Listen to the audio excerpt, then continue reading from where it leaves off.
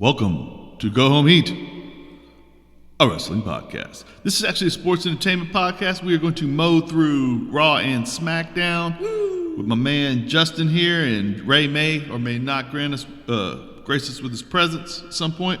We have Pat Patterson tribute, moment of silence, 10th bells. He died at a weird time last week, so we wound up getting all three shows, but in 2 weeks about him.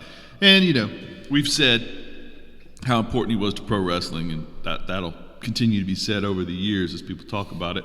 We start out with Randy Orton in the ring, and he goes over last week, which is what we do. We have to have flashbacks. Yes, we spend... Anyway, Bray Wyatt cuts in, and they do some form of a game show. What is that? What does he call the piece of wood there? Crucius. The crucius that Randy Orton used to try to pierce the heart of Sister Abigail. Mm-hmm. You can win that, or the remains of the friendship frog. Friendship frog's remains that stink. They don't look good. Yes. Okay. And then Rambling Rabbit winds up. It's a game show format where they ask a question, what he should do about Randy, and he says, Rambling Rabbit chimes in with, talk it out. Express your feelings with Randy. And Bray he's not all about that.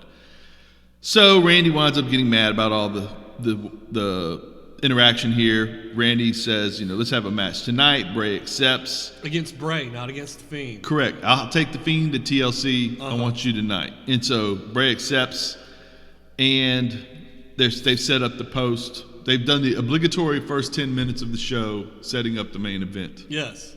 Which is just... formula. Why would you ever go away from this formula? Why would you never not do the same thing over and over again, Kevin? Every freaking week. Because people love that. Oh, my God. Especially 5-year-olds who desire a repetition of things. Yes. Well, that... dude. I will digress. I will have a divergence here. That's the problem with John Cena, is John Cena was marketed to little kids. And little kids do not want different stories every week. They want you to read the same book every night. So you don't get different stories if this is the kid's hero, because kids don't want a different story. They want the same story over and over and over. Oh, you think that is it? It makes sense, doesn't it? Because they do actually market themselves to multiple audiences. That does make some sense. Man, but it's frustrating to me. Yeah. It's frustrating to me to watch a show every week and get the General Hospital treatment of re-explaining to me every single segment what happened last week. Yeah. I mean, I watched the product. I'm a genuine customer here. Yeah. I'm here every week. You have to tell me what happened last week. I watched it. Matter of fact, I usually watch it twice. Yeah. Because I fast forward through it to see if I missed anything, or then I watch matches that I was fond of, that kind of thing. Asuka Lana versus Shayna and Nia. The backstage segments between Shayna and Nia, I enjoy. And this one, where Nia's her hype man, telling her how she needs to twist Asuka up into pretzels, and then says, "But don't worry about Lana, because we're gonna make her, the ugliness on her inside match the ugliness. Her outside will match her inside in ugliness or whatever." And then Shayna somehow decides she's gonna help with the hype. Yeah. It says her back's gonna look like her front, and her front's gonna look like her back, and Nia doesn't get that and says she's gonna have boobs on her back. Yeah. Whatever. And Shayna again says, like that made some sense to her, right? And storms out there to go fight. She's a fighting machine. Yes. Not a thinking machine. Not a thinking machine. Right. And man, I really love this wrestling match. I mean, the ending I get, right? Yeah. Dude, Asuka and her, if they ever have a time period where they get to wrestle 25 minutes, they could have the greatest women's match of all time. Easily. The most realistic looking. And never get on the ropes. No, never. No flying. Wouldn't have to. Right. She did a flying armbar on Shayna, and Shayna rolled that over into a hold, and then Asuka rolled that into a pinning predicament. It was so slick. It was 9 seconds, and it was No, I mean, some of the best stuff you see all week. With none of the complications. You have to be really good at that stuff. to immediately hit those transitions, even if even if it's fake, to know how to hit that transition in that moment is difficult. Right, and there was the cool thing here too was whenever they did these moves, there was no like reapplying the hold. They were in position. Yes. You know what I mean? It was so good. And usually, even when they're really good, usually somewhere in there you have to move your leg to the left or the right, or slickly take your hand and take it, put it at another angle or whatever. You didn't have to do none of that. Just boom. They knew where they're supposed to be, and they knew how to secure it. Right. But the story here winds up being that their obsession with Lana is costing them, and is going to. It feels like it may even eventually splinter them apart, Shayna and Nia, because like Nia decides she's going to make Lana the distraction to cost Asuka when Asuka's doing well here and has a shot at a pin, and so she pushes Lana into the ring post or whatever, and she picks her up and she's going to sling her into lawn dart her into the other ring post, and Lana slides out the back door and pushes her forward. She hits the thing. I thought Lana did a really good job of jumping cleanly onto Nia and landing in a position where Nia could catch her and hold her. Yeah. And I thought Lana's little Conrada thing worked. It looked great. Yeah. Nia did a good job of diving across the table. Shayna gets up screaming, "I'm going to get you." Yeah. And then Asuka gets the roll up. So we haven't seen. We've seen Shayna lose, but never because she was outfought. No, it was always because Nia did something or something happened shenanigans-wise that distracted her from... Right, and every time Asuka's been able to roll her up and hold her down. I don't know if that'll cause them to lose the belts. No, I doubt it. But it is at least making this interesting. Well, that's the WWE lead-up. The champs lose the meaningless matches that lead up to it, so you're worried, and then they win their, Is it strange that somehow, through all these years, now all of a sudden I'm kind of invested in Lana? It is. It is. Because, like, I watched the documentary on her, and I see how hard she works. And I know she has a crazy work ethic. Yes. Spending time as a young child learning ballet in Russia, I can't imagine a much more strict, stringent. Oh yeah. Like she slept with her legs like held in a way to make her more flexible. Yeah. They're just crazy. What child people go abuse through. Does not mean the same thing in other countries that it means here. Right. Yeah. Right. At this point, we even coach Little League differently than we did at one time. That's like if you ever watched. There's a movie about Jackie Chan and him growing up in the Hong Kong opera, him, Sammo Hung, some of these other guys that are the Kung Fu movie guys from Hong Kong. And it's awful because they're given to that place as kids, and there's video, like there scenes from them, like with the kid like back over the guy's knee, and the guy's got his hand on his chin, hand on his knee, like just to stretch them out so they can be super flexible from like early age. Like, At least Jean-Claude Van Damme went through that at an older age. Yes, in Bloodsport. Frank Dukes. So they don't actually just have a bunch of those tuxedos that Jackie Chan used. No. In the tuxedo. No. I wish. Yeah, get me one. Tuxedo shout out. I'd get me one. That movie. and I would be off and running like Batman. Yes. Okay. Cedric's been feeling himself, as MVP says, and he's yelling backstage at the help. They are so bad to the people who work there. Yeah, those poor people. I'd file a grievance. I would at the very least figure out when they come to work. And not be there. Figure out what part of the room I can be in that's not theirs. Yes. Before I get put in a full Lashley. 2-minute update on Ricochet and Dana versus Retribution. Riddle rolls up on them with Bro Nuts. Bro Nuts. Which is not necessarily what it sounds like. It is a form of donut. Yeah. I'm not 100% sure on the marketing of a Bro Nut. Could go badly. Right. Now, Dana's got a black eye from her match last week, and Ricochet is not against being on a team. He is against being on a team of jackasses. Yes. And I am in favor of any television show that uses the term jackass. Yes. I love it. You love that term, I know. It's better than any other word. Yes. Except for the show jackass. I didn't necessarily Like that. Right. Strange. It's not my kind of humor, you know. I'm going to get in this shopping cart, roll down the hill, and see what happens. Yeah. I never necessarily got that myself. I can understand. I can watch 5 minutes of it and be funny, but then I was like, these aren't my friends. If you do this to me, there's going to be a fight. Well, there's also like, I get what you're saying, but there is also a legion of people younger than me that's their Three Stooges. I can see that. I can totally see that, though. I can understand that. And I love Johnny Knoxville. Yeah, he's hilarious. He's great. Yeah, okay. What if...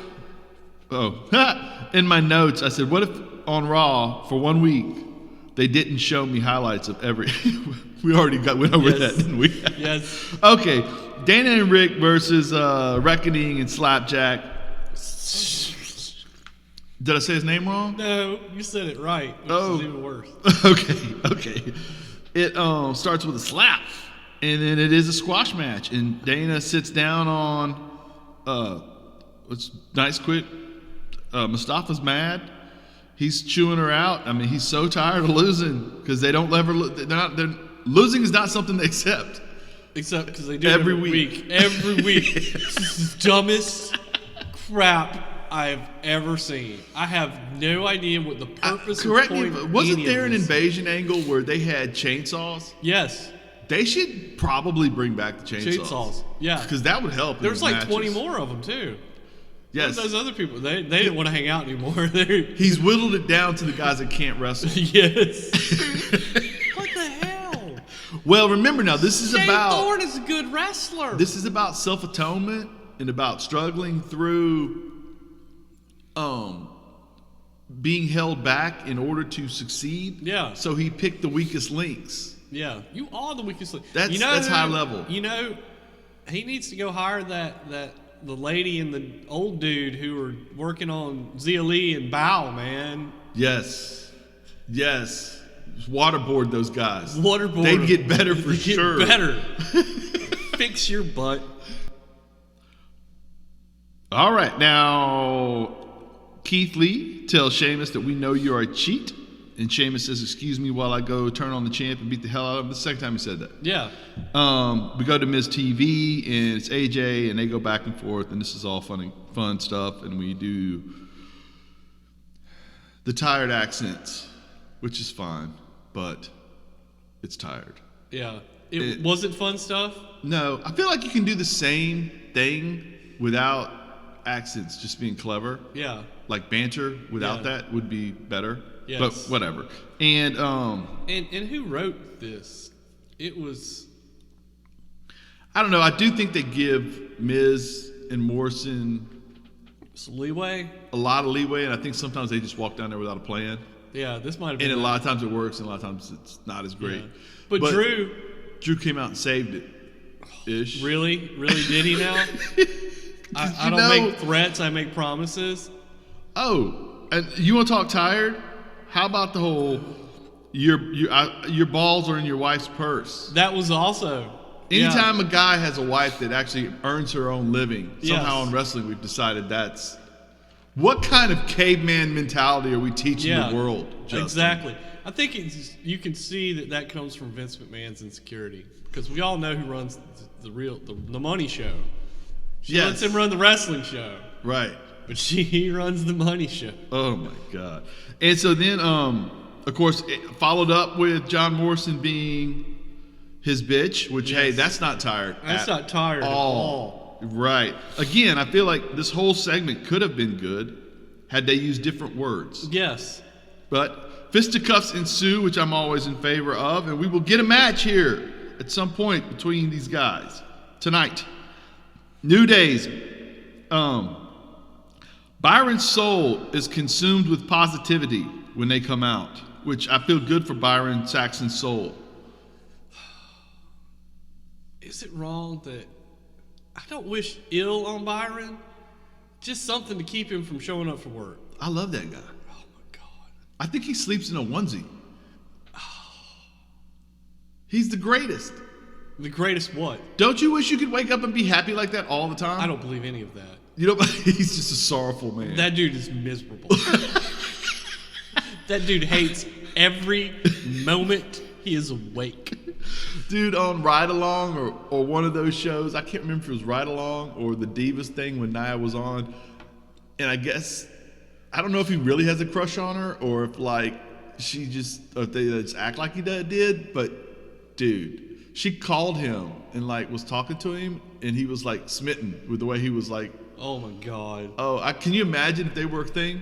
I don't think they are, but dude, how great, just the optics of her just carrying him around, like carrying him over the threshold. Yes, I'm down for this. Yes, they need a Miz and Morrison. I would watch that show. Nia and Byron. Nia. And like the picture's her just rubbing the top of his head. Baya. Yeah. Okay, Shelton Benjamin is still great at wrestling, and Kofi is too. And this was great if it was short. Yeah. If a little too short. Well, they had to get 2 matches in here. Correct, and we got to see Kofi wrestle a long time because he wrestled both of them. Kofi winds up winning against Sheldon, and then Shelton. Not young Sheldon. I even spell it Sheldon. Shelton, and Cedric says, "Hey, let's run it back." Kofi and Woods again is like, "Kofi, what on earth?" And Kofi's like, "I'll go fight him again." And it's like, dude, I get it. Not every night's a gauntlet match, dude. Come on. But he runs down there and he winds up getting they do. I love these were 2 really good little matches. Yeah, I love how Cedric's like, I'm no Shelton Benjamin, just about. He didn't say it this time. Right. He pretty much was like, the only reason you're getting over is because you're facing him. Yeah, and so then, of course, he winds up hitting the lumbar check and winning. So Cedric has pulled it out 2 weeks in a row from shooting his mouth off. And I kind of like where we're going here. What do you think is the end all? Do you think it's Cedric turns Hurt Business against Shelton? Or do you think it's he finally gets too big for his britches and they turn on him? Or he doesn't need them. Not really. He doesn't. Well, here's a weird undercurrent, and I just thought about this when you said it. You know, they went and signed the Rascals. Right? And they have they have signed a lot of 205-pound talent. AEW has done well with those style of matches. Yeah. There is a rumor that they are wanting to turn that division into something, that they want to invest in it more, which is crazy because 205 has always been a good show. You just have to watch it to know that. Yeah. Well, they don't promote it, and it's not on easy to get to, and it's on the network, and like I said, they don't promote it. Last night I pulled up my YouTube right before I went to bed, and I got hemmed up watching the guy on NXT that's been helping the last 2 trainees from Thrasher. August Gray and I think the other one was Austin something, wasn't it? Right. Tyler. Yeah, Tyler. Yeah. Okay, those 2 guys were wrestling Phantasma. In a 205 live match. That's crazy. And I just got hemmed up watching. It was great. It was great. But if you broke Cedric off and had him wrestling on Raw and then go back to 205, which I don't think he's 200 pounds. I mean, he's not tall as strong as he is. What I'm saying is they may be thinking that you know what I mean, along with the other guys. But I wouldn't do that. I think he's capable of. There's no reason for him to be not challenging for Intercontinental titles, things like that. Because he's a fantastic performer. Yeah. He and Ricochet and Mustafa, when all this is said and done, should not be an afterthought. No. They should somehow manage to elevate themselves above all this because they're so talented. I could totally save Retribution if Cedric Alexander got Shelton Benjamin kicked out of the Hurt Business, and then he turns out to be like a double agent and goes back to and then he backstabs Hurt Business to go back to Mustafa, and Ricochet sets somebody else up and takes them out. Or Ricochet sees those 2 there and joins up anyway after a while. See, that's the really long-term game plan that they've been using all along. No. Since the moment of inception. Yes. Okay, anyway, let's move on. Sheamus and Drew versus AJ, Miz, Morrison. First segment is strong. All these guys are good wrestlers. Okay, the only thing that drove me crazy about this was there is a scene where Drew is hemmed up in the corner, and AJ and Miz and Morrison all just take turns pummeling that dude. And then he gets mad and hits them all and stands up and walks proudly to his corner and tags out. Mm-hmm. Bro. You're not invincible. Scottish is not a code word for Superman. Come on, man. Come on, man. At least 3 people. The great thing about Scottish bravery is it usually results in them getting the crap kicked out of them. Not, you know. I've seen Braveheart. Yes. Yeah. That didn't go well. That didn't go well. It was brave because it didn't go well. Yes. You could walk and get stomped by 3 dudes and then... The only thing that happened... Now, Morrison did do a sunset front face lock gator roll. Yeah, he did. It's like they're like, we're going to put you in this match and you just sell for everybody else. Yeah, just let me have one move. One move. I'll do something you've never seen before. Yes. Just to remind people that this is all baloney that they had me in this crap. Yeah. Just a little. I can out-wrestle everybody here. Yeah. Oh, my God. I am the best wrestler. He did a 480 on a backdrop. The only one who's even got a conversation with him is AJ Styles. Right. And where's that match? Where's that match? That would be the golly. How have we not literally, if you had AJ in your company and you signed John Morrison, what would you say? What would you do the first night? AJ versus John. Wasn't AJ like the U.S. champion or the Intercontinental champion back then? Yes. Wouldn't you first night stick those 2 dudes in the ring together and say, go out there and have match of the year? Yeah. As a commercial across every magazine in America. Yes. What are we going to do? You're going to wrestle the last half hour of the show. Just give it to him. Yeah, but no. Here we are. Okay. AJ winds up. Okay.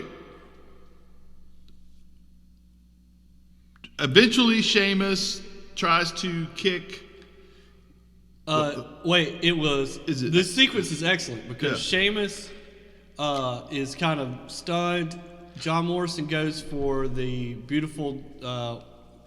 What does he call the one that Cody's so terrible at? Cody calls it the beautiful disaster kick. Oh, a springboard kick, though. The springboard off the middle rope kick that he stole from John Morrison and can't do as well. Right. But he insists on doing. Okay. Go ahead. Sorry, I had to okay. include that. You clarified that. Clarified that. And John misses him. And if you watch, what's great about it is John actually goes for the kick. He doesn't just fly over his head. It looked like he sells even as he flies over Sheamus's head. And he rolls, and Sheamus turns around. He's like, I got him for the brogue kick. And he ducks the brogue kick at the last second. That is exactly what happened. And McIntyre eats the brogue kick. Right. And he does manage to roll out of the ring on that like it hurt. Yeah. And which I'm sure it would. Yes. And then he rolls over to the wall, and AJ hits the phenomenal forearm. And we get the 1, 2, 3. And those guys are mad at each other, and we'll get to that later. Lana has to face Nia next week. And Asuka's there to try to help her, and she says, I can't. And then Asuka does a really good pep talk. Yes, she does. And then Lana's hyped, and then she turns and looks belly button to eyes to Nia and realizes she's got her work cut out for her next week. Yeah. And I'm just saying, put the belt on, Lana, you cowards. Yeah, do it. To have her beat Asuka. Yeah, clean. Be your world champ. Clean, right in the middle of the ring. Drew versus Sheamus is next because they're mad at each other. And so then they get to where they can't stand it anymore and they start punching each other. And then some employee decides to help out. His name's Pat Buck, and he tries to break them up. And one of them, Sheamus says, is this guy serious? And then they powerbomb him through a table. And then Drew and Sheamus go to drink together. Which I actually like that part. Did you? I do, because that's the way an Irishman and a Scotsman should handle their problems. They should punch each other in the face for a few minutes and then go get drunk. You know, after beating up an employee of the business. Somebody who stepped in between them, because it's. You notice though that Jamie Noble was out there for the breakup first. They didn't lay a hand on Jamie Noble. They knew better. He'd shank him. I'm telling you right now, Jamie Noble has a knife on it. Yes. He has a blade in somewhere. Right, correct. I get it. Okay, Hardy versus Lashley. Riddle winds up giving Hardy an odd pep talk too. I think he asked him if he wanted donuts. said maybe we could be. I've been thinking maybe we could be tag team brothers. We could be the Hardy Bros. Hardy Bros. And Jeff's a little preoccupied because he's got to go wrestle Bobby Lashley, but he does break away for the match. We get, I believe you called it the best match these two gentlemen have had in a long time. We do get some shenanigans toward the end. Well, like you said, they let Bobby wrestle. They let Bobby wrestle. Bobby can wrestle. Right, and Jeff wasn't reaching for guitars and all that other stuff. And it didn't wind up having to be a whole bunch of high spots either. It was really good. And how's the finish wind up? Spear full Nelson is what the finish winds up being there? Yeah. Yeah. And then Lashley won't let up on it, and Riddle comes out there and makes a save. Yes, makes a save, and then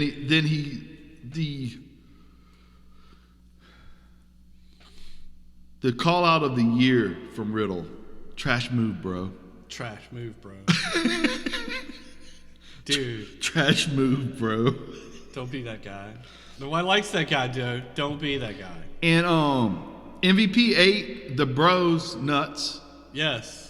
And didn't like them. Didn't like them. Threw the whole box down, which I thought was unfair. I don't care what they're named. You're not throwing donuts on the ground. No, dude. What are you doing, dude? And if you do, I'm still eating. Yeah. I love donuts. Donuts are wonderful. I'm going to go get donuts right after this.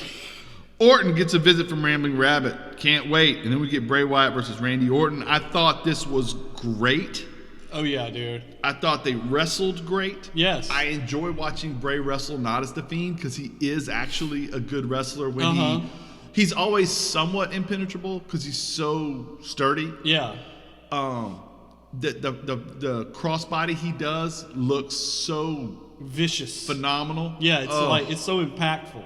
Yeah, and he's just so heavy when he lands on him. It feels so boom. Right. You can feel the ground concuss. Yeah. A lot of his moves are like that. He throws himself at people with such violence. It's the way he does it. And it comes from being loose when he does it. It makes it look really boom, like he really explodes into people. You know, he had that when he was Husky. He did. When he was Husky Harris, you knew he had, even way back then, like the fact that he's a genius, we didn't know. Yeah, had no clue. All that. But even back then, you knew this guy for a big man is different because he's able to, a lot of little guys can use their body as a weapon. Yeah. A lot of big guys just can't be that. Even if they can, like, how'd I put it? I don't like mixing shows, but take Cage, for example. Yeah. He's a fantastic wrestler. He can do a lot of really incredible things. There's nothing loose about him. You know what I mean? I mean, he just not, I mean, he's stiff. Yeah. Right. Whereas Bray, he can't go up to the top rope and do a moonsault. Like Kevin Owens is both. Yeah. Kevin Owens is like can do what Bray can do and what the other guys can do. But again, that's because he's not a weightlifter per se. I'm sure Bray gets in the gym. Yeah. But Bray doesn't try to be curved. He's just a big guy, strong and flexible. And like you said, he just explodes into people. And then we wind up getting the finish here where Randy does get the RKO and he's going to get the pin, right? But well, the light's starting to go out first. And then and maybe Bray's a little distracted thinking that he's here. Yeah. And of course, Randy gets the RKO and he lays on top of him, and then the lights go out, and when they come up, it ain't Bray no more. It's the Fiend. Yeah. I thought it was so well done. I loved it. Do you think they can do that spot without having no crowd there? Because there had to be, even if he had the tank top, I don't know if they had enough to climb in the dark to get that set up. Well, I'm not kidding. The red light came on, so you never could see if the contacts were in. So it might have not had the contacts in. I don't know if they had time for the switch. If it wasn't an editing switch, where they stopped, changed clothes, started the. I don't know if they could do that live. Yeah, I don't think they could. It looked. I don't underestimate them really because they can do a lot of stuff, but it would be really difficult. I think that would be a hard one to pull off. Right. Yeah, but I saw them, make lightning fall from the ceiling before, and back in the heyday of. Or even like in Orlando, the first time in Orlando when they struck all those people with lightning on accident. Yes, that was awesome. I mean, terrible. It was terrible. God, I'm so sorry for whoever that happened to out there. Oh my God. But yes, they have done amazing things. You can't put anything past them. But dude, what a great. Oh, it was a great ending. And as much as I was making fun of all this, I had a good time. Oh, I had a lot of fun. Yeah. There was only a few weak spots. Yeah. In 3 hours. With Raw, man, sarcasm is your friend. You just got to take it with what you get, you know. Yeah, right. Hello, on to SmackDown. Okay, full disclosure, what you just heard was, and I'm not going to edit it because I don't believe in editing too much unless I say something stupid or cuss or something. For some reason, my thing's giving me countdowns all of a sudden, throwing me off on my taping, recording stuff. Okay, SmackDown. Woo! We are here, Tropicana Field. Thunderdome's first performance at Tropicana Field. Contract signing tonight for TLC. Actually, right now. Yes. Opening of the show. Mella stole the contract, and the boss is mad. And Mella has a minion, it seems. Sommelier. Yes. She which she had selecting champagne, which doesn't make much sense. But go ahead. Okay, so she sends him down with the contract as it's signed because she's not getting involved in this physicality. By golly. Mm-mm. And Sasha gets so mad she winds up beating up Sommelier. Mm-hmm. Is his name? Okay. No, that's his title. Sommelier is his title. He had a name. I'm sure he does have a name, but that's not his name. Is not Sommelier. Correct. We'll get to it. It's in his notes somewhere. Is it? Maybe. Okay, and so then she does put his head on the table, and then she does like the sit down powerbomb thing where she slams his, not sit down powerbomb. That would be awesome if she could do sit down powerbomb. Yeah. What is it when you do the split and slam your head on the ground? The X Factor. X Factor, right. X-Pac, correct. Okay, she does that on him, and so he's in for a rough night. He's already probably been concussed, and he's going to get it again. Yeah. That's foreshadowing. Woo! Yes, okay. Kayla Braxton is with the SmackDown Tag Team Champs, the Street Profits, and they say they're too funny to make money. No, we're not, by golly. And then they say funny stuff. Now, I think he mentions the space-time continuum. I believe so. Which I like. I like that. That tells me he's a little bit more of a geek than I gave him credit for, which I love. Educated. He's going to slap Robert Roode, open up the space-time continuum, and then a bunch of Robert Roodes are going to come out complaining about Robert Roode's bad facial hair. Yes. I don't know where that was going. Woof. Okay, so then they're in the ring, and Dolph and Roode are going to come out because Dolph's going to fight Montez at some point when all this is over. Dolph says he's not a poor man's HBK because he's rich as hell. And that's neither here nor there, which is a direct shot at HBK having wrestled with a hair island for many years and now being bald. And I thought that was uncalled for because Shawn's not doing anything to him right now. He's not bothering nobody. Yes. Dolph should have said, and I'll be keeping an eye on you. Even worse. And him. Okay. Oh, Ziggler. Shawn is now the greatest performer with a lazy eye, currently performing after the death of Tiny Zeus Lister this week. R.I.P. Zeus, the real Mr. T. The real Mr. T. Zeus was Debo in Friday, and Tiny. What was his full name? Tiny Zeus Lister. Tiny Zeus was his nickname. Right. And he was a pro wrestler in Japan. He got a gig with WWE in which he had a couple of pay-per-views in a movie called No Holds Barred with Hulk Hogan. Hulk Hogan, in which, like many things in the 80s, we got the role of who was the good guy and who was the bad guy mixed up. Yes. Zeus was struggling, trying to make a living. Yeah. And Rip/Hogan was rich beyond his wildest dreams. Yes, constantly trying to hold people down all the time. And somehow we made Hogan a hero in that scenario. And considering the fact that was basically his career trajectory anyway. That was what Hogan was like in real life. Dude, have you ever noticed how much the Iron Sheik still hammers Hogan? Oh, every bit of it's deserved and every bit of it's glorious. He said something this week about this pandemic sucks, but not as bad as Hulk Hogan. Yes.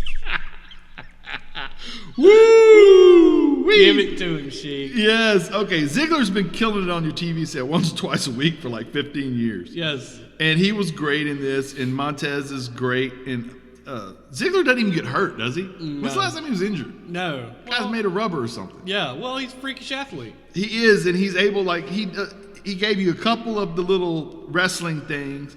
And Montez kind of reminds me of Booker T a little bit when he was in Harlem Heat before Booker T managed to slow down and really get it. Uh-huh. If Montez puts on, like, I mean, he doesn't have to ever put on weight. Yeah. If he put on like 15 pounds, it'd be hard to keep the strap off of him. Well, yeah. He's fun. Yeah. He's uber athletic. You know. He can fly. Oh my God, he can fly. Okay, yeah, this was really good. And they did do a shoot on AEW here too. Do you know what it was? What? Okay, after a fantastic flurry here, from Montez, we get a suplex, a kick up, a leaping side kick to the head, goes for the frog splash. Rude attacks Dawson. Dolph runs to the turnbuckle, hits his leg. He, of course, splits himself on the Montez splits himself on the turnbuckle, racking himself. Comes to the ground, single super kick. 1, 2, 3. 1, 2, 3. Shot across the bow. Yes. One kick to the head. This match is over. It turns out if you kick somebody in the face.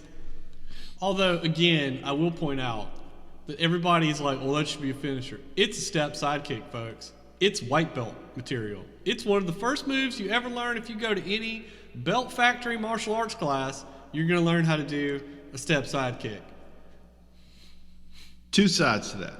One side is most clean headshots should be finishing moves. Well, yeah. Because clean headshots should put you down. Well, yeah, depending on how good you are. Yeah. You know what I'm saying? I've seen some guys eat some stuff, but yeah, if you catch them pretty clean with it, yeah, it tends to. With a foot or a knee, yeah, or a forearm, generally speaking, that'll put your lights out if you get it right in the temple. Yeah. But that being said, it is pro wrestling, and people do recover from sledgehammer shots, or neck breakers or brain busters where they drop you directly straight from a vertical position onto your top of your head, supposedly. Right. Somehow you managed to kick out. Yeah. Because you're not over. crippled for life. Right.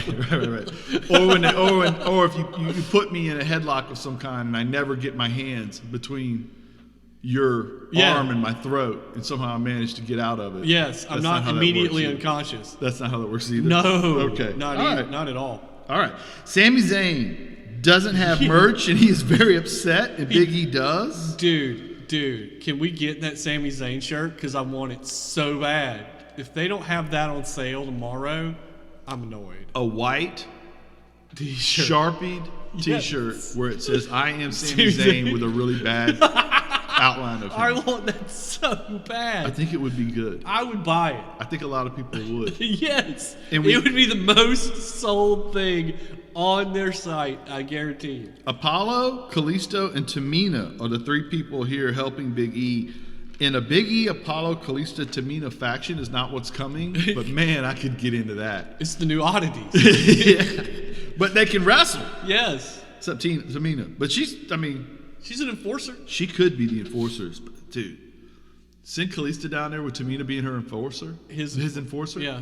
Oh my God. It's much better. I'll take it. Yeah. That's like I've noticed they've pumped the brakes on the Kalisto heel turn. You think? Yeah, now he's like wearing Christmas lights and yeah.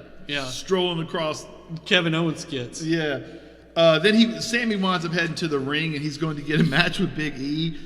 And I was pumped up. Big E has a cool little intro here. Wale does the song, and Big E mentioned that he was excited about that last week and all.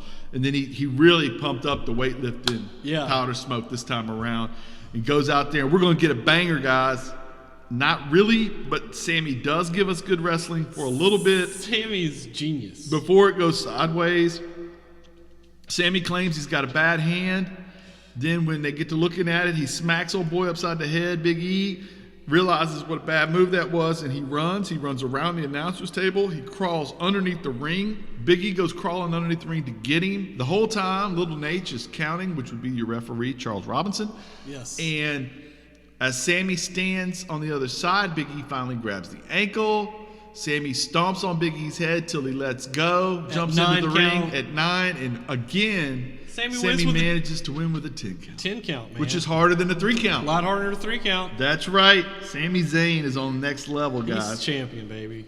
Bailey. Of the world. Yes, Bailey's running her, every continent. Every continent. Yes. The enters of continents. Intercontinental. Yes.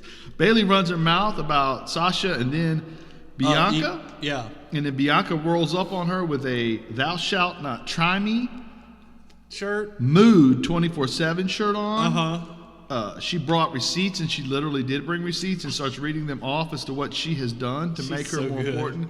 I like this segment. I love the idea of this program. Bianca will be in a better place when it's over. Mm-hmm. It won't hurt Bailey at all. No. And this is what pro wrestling is supposed to be about. Yeah. Somebody good making somebody great, making somebody good great. Yeah. Right? And that's where we're going. Bianca, again, the ceiling for Bianca Belair is, I don't know where it is. Yeah, it's as high as any ceiling they've ever had. Yeah. It could go, she could be as big as anybody they've ever had in the company. She could be. Yeah. And it could be within a year. Yeah. If she adapts well and they play the cards right, she could be the main player on a Friday night program. Yes. And if you brought, dude, I just thought about this. If you brought, whenever Becky wants to come back to work, if you brought her back as a heel of some kind, and had Bianca go over her, oh man, that solidifies. Right you're there. off and running. Now, I don't know if I remember they tried to make Austin a heel and people just wouldn't take it. Yeah. I don't know if you could do that, but Austin was a different. But Bianca Belair could have a heel run too, and she could be an amazing heel, probably. Oh yeah, because she's legit. Yeah. Oh yeah, absolutely. With cheating on her side, to be hard to beat her. Okay, so Mela promo. Tommy is his name. Tommy needs to ready the champagne ringside for her, and he's going to go do that right now. And Roman Reigns, Jay asks, "Oos, are we good?" Roman says, "I'm good. You good? Your family? All this other stuff?" Jay says, "Yes." He said, "You should be good because you're with me." And then KO hits the ring, starts running his mouth, and Jay says, "Let me get him." Does this whole promo about his favorite things. These are a few. Oh my God, that was so about good. his chairs, tables, and ladders, and how he's going to use them to. Yes, this is my friend. You don't have friends. I don't bring my family to the ring. You use your family, but I do have some friends. Here they are. Meet my friend, Mr. Chair. He's unforgiving. My friend, Mr. Table. He's willing to accept you. My friend, Mr. Ladder, who's going to take me to the to the head of the table. Yeah. And so that was all really well done. And then as he's on the ladder, Jay hits him with a chair. Jay hits him with another chair. Jay punches him a couple times. Jay is going to go to the top turnbuckle and jump on top of Kevin, but he gets to feeling himself a little too much, takes too much time. Kevin recoups, power bombs Jay through said table, and then goes hunting for Roman. Wait, no. He stays in the ring. He's beating up Jay. Oh, the my music goodness, hits, you're right. Roman comes out, and he goes to hand the belt to Paul. I can't believe I almost left out the best part. And Paul Heyman. Dude. Paul Heyman points out, this is on his time, and he's making the rules right now, Roman. That's not who you are. You're the head of the table. You're the tribal chief. You make the rules. And then Paul Heyman gives out the greatest shout out in the history of sports entertainment. Who's zooming who here? Oh, yeah. Aretha Franklin. Yeah. Take another look. Tell me, babe. Who's zooming who? There you go. Oh, yeah. Aretha Franklin, son. Yeah, he ain't playing. You don't get that everywhere. Baby. Yes. Yeah. Yes. But you need respect. I like, too, that he was like, I will take this belt, but you don't want me to take this belt. Absolutely.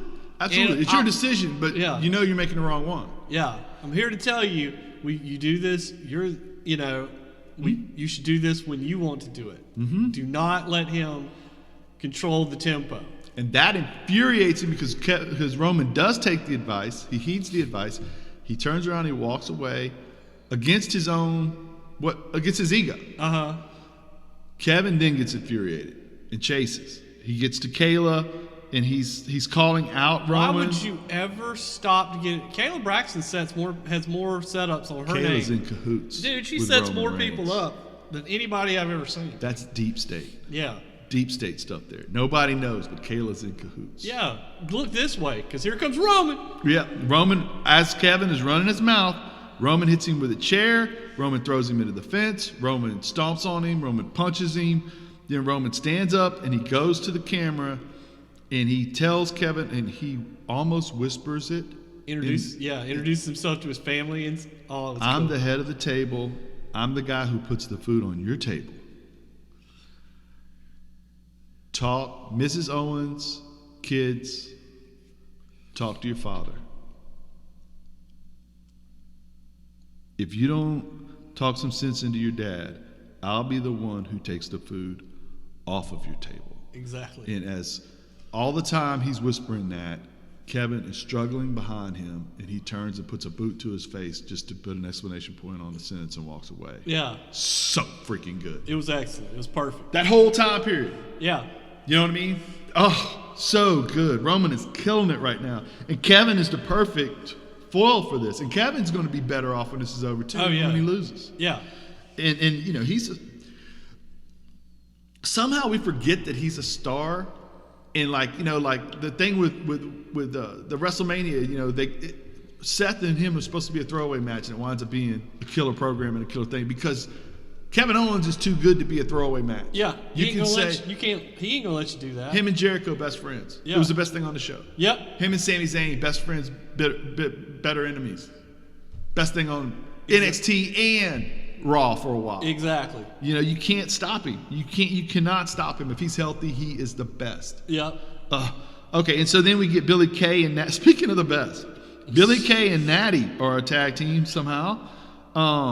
Versus the Riot Squad, because this had to do with the Talking Smack segment thing where Billy Kay interrupted him.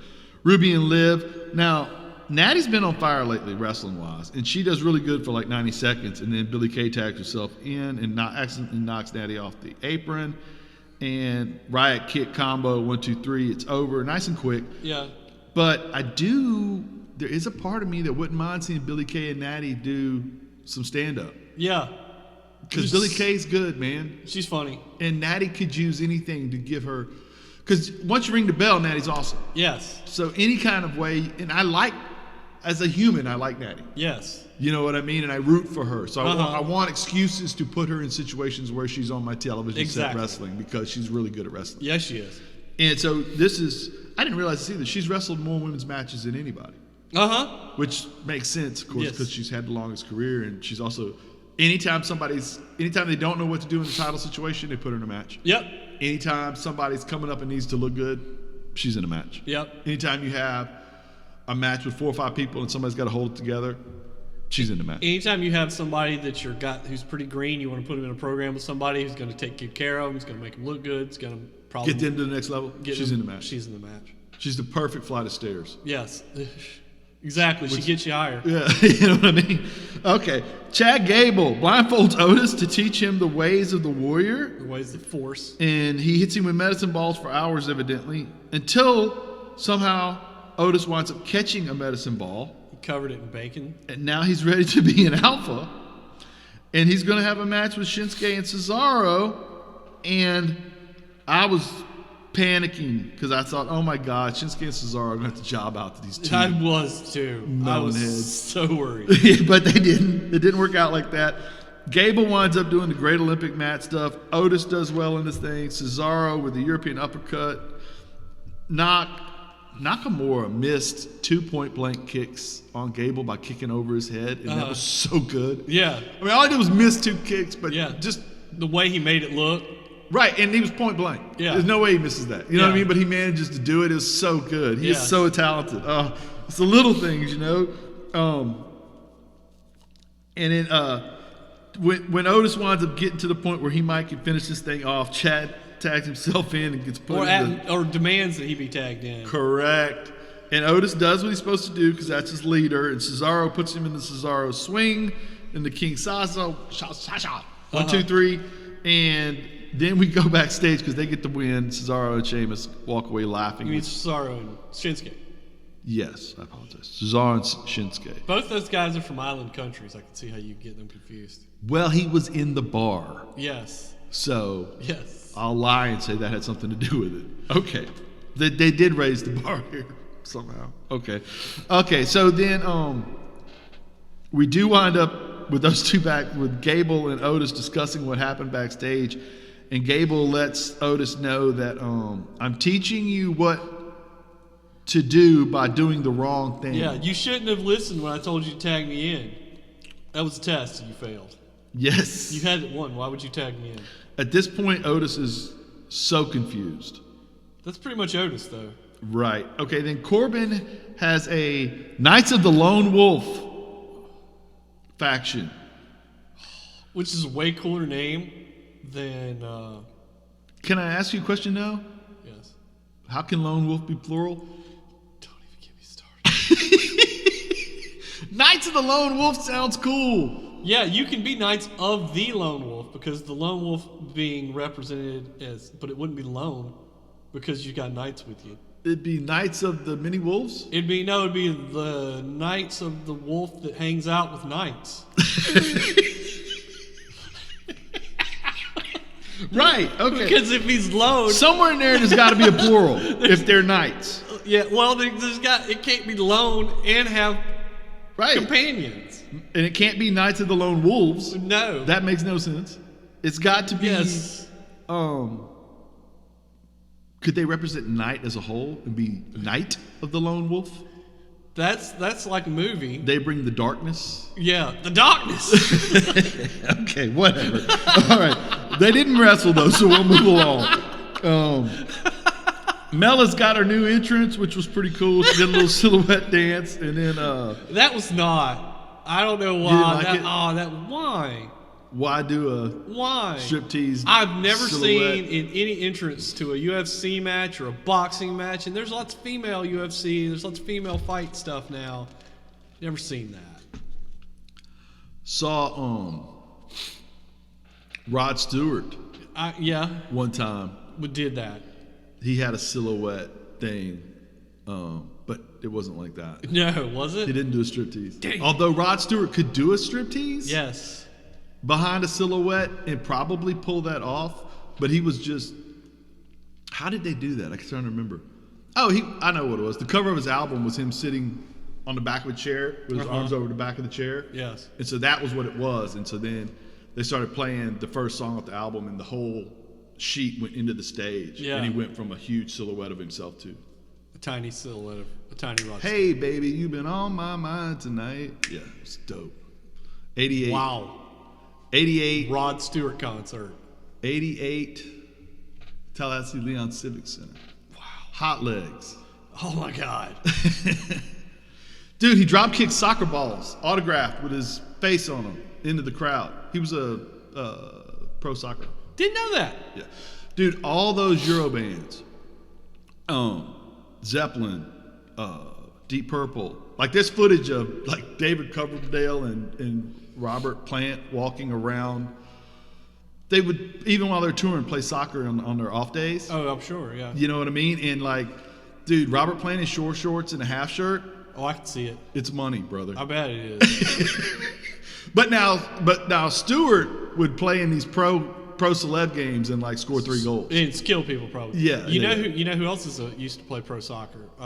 Gone in 60 Seconds and all the Guy Ritchie movies. Vinnie Jones. Oh yes, he was I did know that. Yeah. Now he was an enforcer though, right? Yeah, he was one of the dudes who I think he might still hold the record in one of the leagues for the fastest red card in a professional soccer match. I think he just stepped across the half line as soon as the whistle blew and punched a dude.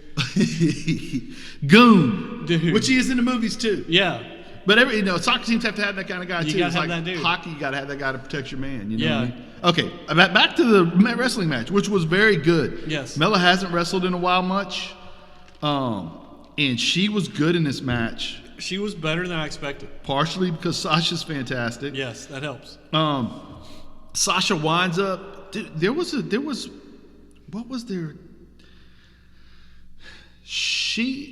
they did some kind of rolling around where Mella wound up having her in that code of silence submission of hers almost, where she reaches that. I don't know how they got into that inverted triangle on her neck. Yeah, I don't know how she got into that, but it was amazing how they managed to roll themselves into that. Again, they did a lot of really cool mat work, and I haven't seen Mella do that. No, I've seen Sasha in some of those things, but I haven't seen Mella do that, and so that was kind of cool because I was really worried about her being in top tier programs. Yes, going into this, and I still would be if it was somebody other than Sasha to take care of her. Yeah, but she did great. She did real good. And I'm a little worried for her health in a TLC match with Sasha for sure, but and Sasha too, because Sasha will kill herself for our pleasure. Yeah. And so what winds up happening, of course, is we get the bank statement, and the guy is the small yay. Was it Tim? Tim is going to try to help, and Sasha lets go of the hold and attacks him.